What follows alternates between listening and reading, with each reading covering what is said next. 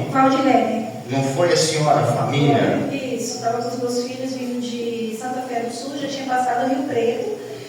E na cidade de Catanduva, aí o carro capotou, atravessou o canteiro e voltou sentido interior do outro lado. O carro deu PT. O meu filho mais velho foi arremessado pelo porta-mala. O pequeno estava na cadeirinha, o vidro estava um pouco aberto, ele cortou, estourou o osso da cabeça. E ele tinha quantos anos? Ele tinha 3 aninhos na época. 3 aninhos? Quem está ouvindo isso, gente? Você consegue imaginar uma criança com 3 anos estourar o osso da cabeça no acidente? Virou um coágulo na cabeça dele. Aí eu fiquei com ele no hospital de Catanduva. Eu pedi transferência para São Paulo, como eu morava aqui. Ele foi transferido para o Hospital das Clínicas. Ficou na UTI bastante dias. Aí eles falavam que tinha que fazer cirurgia e eu não aceitava pelo fato, tinha 3 opções. Poderia fazer a cirurgia e ficar tudo bem, poderia fazer ele não resistir à cirurgia e poderia fazer também e ele ficar sem enxergar, sem falar, qualquer... Os médicos falaram. Falaram para mim. Nessa época você já conhecia a obra? Não conhecia. E como que você conheceu essa obra? Foi através da televisão, pelo apóstolo. Aí na época eu... já conhecia sim, perdão, já conhecia sim. Conheci antes de eu engravidar dele, que foi até eu tinha muita dor, eu tive ele com 7 meses. E o que acontece? Eu estava sentindo muita contração com 4 meses. Contração, eu fui no Brás para poder pegar em posição de mão do apóstolo. Só que assim, eu passava muito mal nessa época. Tipo assim, eu tinha uma fobia de muita gente e eu desmaiava. Aí era muita gente na imposição de mão do apóstolo, eu não conseguia entrar no meio do povo. Aí um obreiro que estava lá falou assim: você concorda que não é o apóstolo, é Deus que vai fazer o milagre em você? Eu falei sim. Ele falou: então fecha os olhos, pega essa toalhinha, põe no seu coração e eu vou fazer uma oração. Aí ele fez uma oração e falou para mim levar essa toalhinha para o momento do parto e tal. Aí tudo isso aconteceu. Então eu já conhecia assim a igreja mundial. Na verdade eu já estava até frequentando.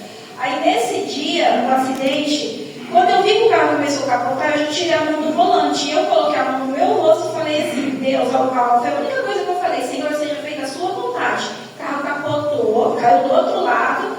Aí foi muita gente parando para dar socorro. Aí ele já estava assim, ele estava dormindo. Eu acho que com a pancada ele desmaiou. Só que eu achava que ele estava morto, porque eu vi o sangue jorrava assim, ficava no meu rosto, assim, quando eu não consegui tirar ele da cadeira. Aí era muito sangue que ele perdeu. Aí já chegou o resgate, o pessoal chamaram o resgate, chegou.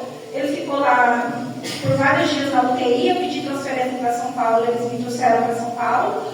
E aí aqui foi quando o médico falou que eu teria que passar pela cirurgia. Eu não queria aceitar, porque ele falou que tinha 3 opções: ou ele poderia fazer com sucesso, ou ele não resistir à cirurgia, ou então ele ficar com alguma deficiência, né? E aí eu falei que eu não aceitava. E aí ele falou assim: mãe, queira a senhora, não queira, a gente vai fazer essa cirurgia. Eu vou te dar os papéis, você vai fazer agora o exame pré-operatório e essa criança vai operar daqui 1 hora. Aí eu comecei a chorar, era 3 horas da manhã. Ele estava tipo numa maca, assim, eu comecei a chorar, eu falava: Deus, eu não aceito.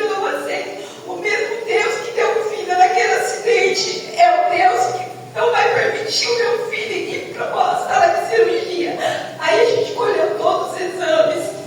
Aí eu fiquei aguardando, deu 7 horas, mudou o plantão dos médicos, dos neuro, né? Aí, nisso, quando deu 7 horas, entrou o doutor Leonardo.